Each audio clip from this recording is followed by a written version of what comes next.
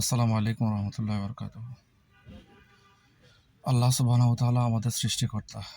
তিনি আমাদেরকে সৃষ্টি করেছেন একটা মাত্র উদ্দেশ্য, দেখার জন্য, পরীক্ষা করার জন্য। সেটা হচ্ছে আমরা আল্লাহ পাকের ইবাদত করি কিনা। পৃথিবীতে মানুষের আসার সিরিয়াল আছে, আগে বাবা আসে, তারপর তার ছেলে, তারপর তার ছেলে অর্থাৎ বাবার নাতি। কিন্তু পৃথিবী থেকে বিদায় নেওয়ার কোনো সিরিয়াল নাই।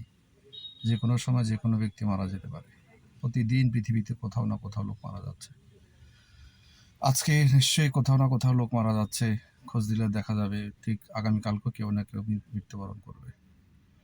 তাই আমরা যদি প্রতিদিন সকালবেলা ঘুম থেকে উঠে চিন্তা করতে পারি যে আজকের দিনটা আমার জীবনের শেষ দিন, আমার স্ত্রীকে আজকে আমি শেষবার দেখব, আমার ছেলেকে আজকে শেষবার দেখব, আমার মাকে আজকে শেষবার দেখব, আমার ভুলের জন্য আল্লাহ পাকের কাছে ক্ষমা চাওয়ার আজকেই শেষ দিন, আল্লাহ পাকেকে ইবাদত করার জন্য আজকেই শেষ দিন, আগামীকাল মরে যাব। যদি কেউ আমরা এইভাবে চিন্তা করতে পারি, মনে হচ্ছে তাহলে আমাদের জীবনটা আরও অনেক বেশি সুন্দর হয়ে উঠবে। আল্লাহর সন্তুষ্টি অর্জন আরও সহজ হয়ে যাবে। আল্লাহ পাক বুঝার তৌফিক দান করুক এবং এই আমল করার তৌফিক আমাকে অবশ্যই এবং সবাইকে করার তৌফিক দান করুক। আমিন। আসসালামু আলাইকুম।